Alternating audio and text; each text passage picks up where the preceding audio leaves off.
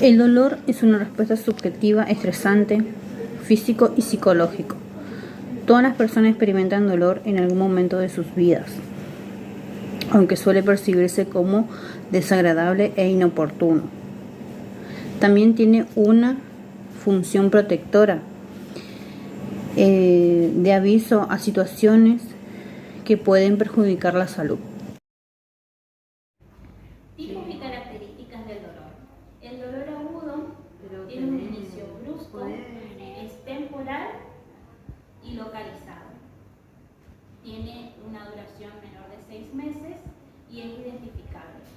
El dolor crónico es un dolor prolongado con una duración mayor a 6 meses, suele no ser identificable. La frecuencia cardíaca y la presión arterial pueden tener valores normales por la adaptación fisiológica.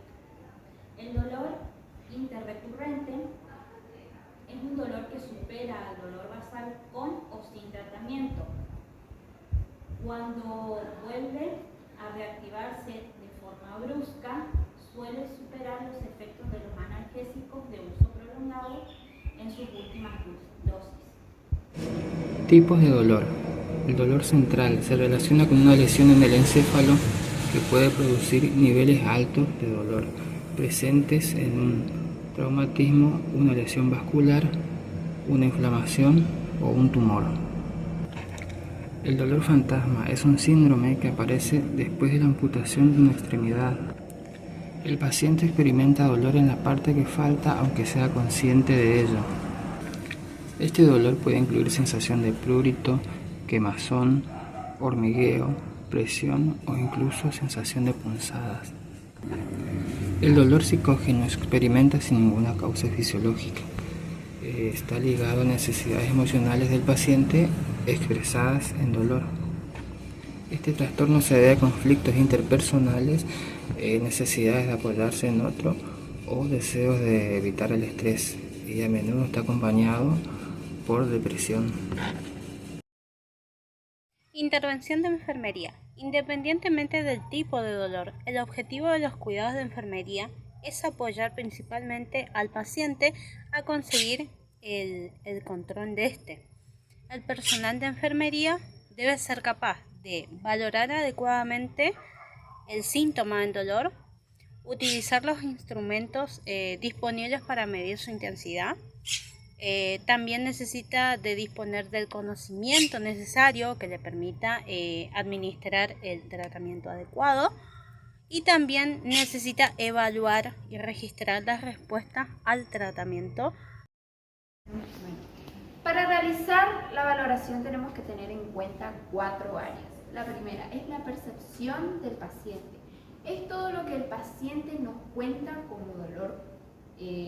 Respuesta fisiológica son todos los signos y síntomas que nos da el cuerpo, ya sea taquicardia, tensión muscular. Respuestas conductuales son todas las respuestas que nos da el paciente, ya sea sudoración en forma de queja. Después tenemos autotratamiento del dolor. Es todo lo que el paciente ya hizo para el tratamiento de su dolor, ya sea, por ejemplo, le duele la cabeza y se tomó un tafirol. Una de las mejores herramientas para valorar el dolor del paciente son las escalas de valoración. Este tipo de escalas son sumamente útiles porque es el mismo paciente el que nos va a indicar cuánto va su dolor, siendo la más usada la escala numérica verbal, que tiene un valor de 0 al 10, siendo el 0 sin ningún dolor y el 10 el peor dolor posible. Pero para que este tipo de herramientas sean verdaderamente útiles es necesario, en primer lugar, dejar bien en claro qué entendemos por dolor. Esto para asegurarnos que tanto el profesional como el paciente estén hablando del mismo tema.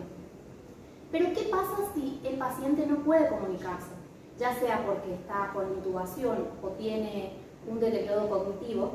Bueno, en ese caso las pautas a seguir son las siguientes.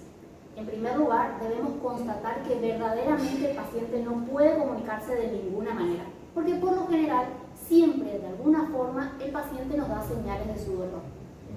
De otra manera es hablar con un familiar que esté con él, para que éste sea el intermediario y nos diga más o menos cuánto está el dolor del paciente. Pero a su vez también podemos utilizar las estrategias visuales, es decir, observar si el paciente, por ejemplo, hace muecas, se aferra a algún objeto, se aprieta su estómago o alguna parte del cuerpo. Esto nos va a permitir saber si el dolor realmente está presente o no. La administración de medicamentos es la forma más frecuente de tratar el dolor. Además de administrar medicamentos prescriptos, el profesional de enfermería puede actuar en la elección de la dosis y momento. Para tratar el dolor moderado e intenso se usa una nueva clase de analgésicos, no opioideos, de acción central. En esta clase se incluye el tramadol de uso amplio. Su efecto analgésico es comparable a la de la cocaína, aunque menos potente que la de la morfina. Los AINE tienen efectos antiinflamatorios, analgésicos y antiepilépticos.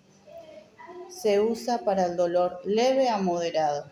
Los opiáceos o narcóticos son derivados de la planta del opio.